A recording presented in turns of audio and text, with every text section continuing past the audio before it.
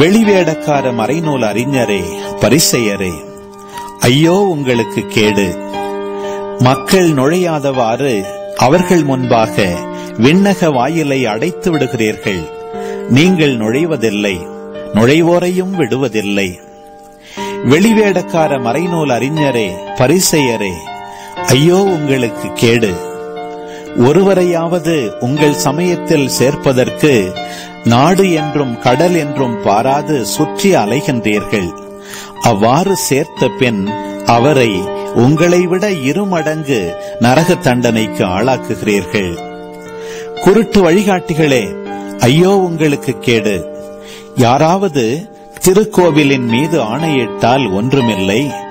ஆனால் அவர் கோவிலின் பொன் மீது ஆணையிட்டால் அதை நிறைவேற்ற கடமைப்பட்டவர் என்கிறீர்கள். குருட்டு மடையரே, எது சிறந்தது? பொன்னா, பொன்னை தூயதாக்கும் திருக்கோவிலா?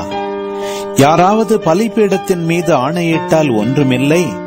ஆனால் அவர் அதில் படைக்கப்பட்ட காணிக்கையின் மீது ஆணையிட்டால் அதை நிறைவேற்ற கடமைப்பட்டவர் என்கிறீர்கள்.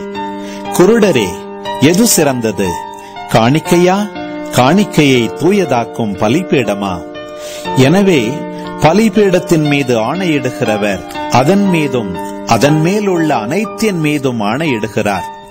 திருக்கோவிலின் மீது ஆணையிடுகிறவர் அதன் மீதும் அதில் குடிகொண்டிருக்கிறவர் மீதும் ஆணையிடுகிறார்.